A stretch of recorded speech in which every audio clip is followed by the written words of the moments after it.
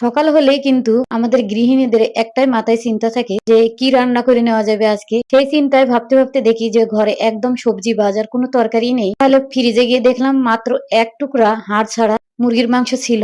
এখন ভাবলাম যে এটা দিয়ে কিছু বানিয়ে নেওয়া যাক আর সবাই মিলে যাতে তৃপ্তি করে খাওয়া যায়। আর মাঝে মধ্যে এরকম কিন্তু আমাদের হয়, কারণ আমরা যারা গৃহিণী যে ঘরে কোনো কিছুই থাকে না, তখন বুদ্ধি খাটিয়ে যে কোনো একটা রান্না করে নিতে হয়। ব্রয়লার চিকেনটা আমি টুকরো টুকরো করে কেটে নিচ্ছি।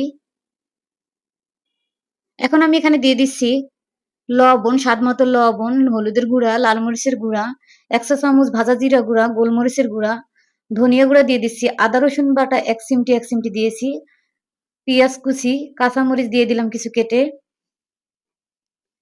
দিয়ে দিচ্ছি এখানে টমেটো সস, দিয়ে দিলাম একটু লেবুর রস। সবকিছু ভালোভাবে এখন মাখিয়ে নিচ্ছি। এখন আমি কয়েকটা শুকনো মরিচ তেল দিয়ে তেলে নিচ্ছি।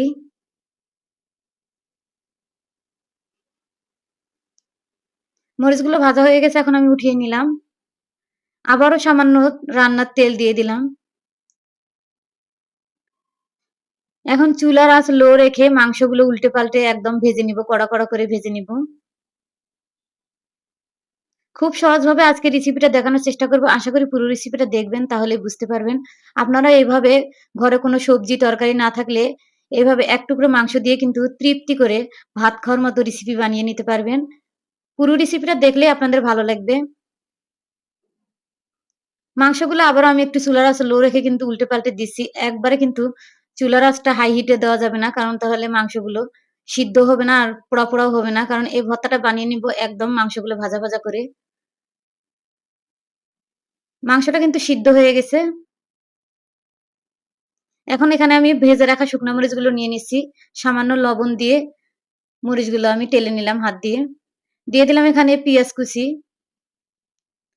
দিয়ে দিচ্ছি এখানে সরিষার তেল।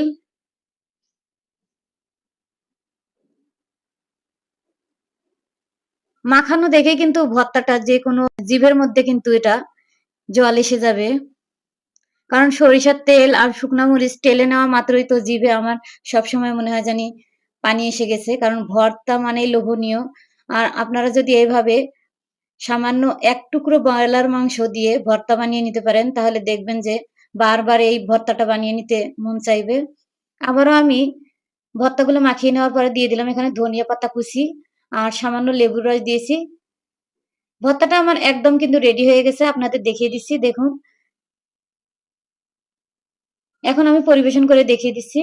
আমার তো লোভে সহ্য হচ্ছে না, তাই আমি ভাত দিয়ে একটু খেয়ে পরিবেশন করছি।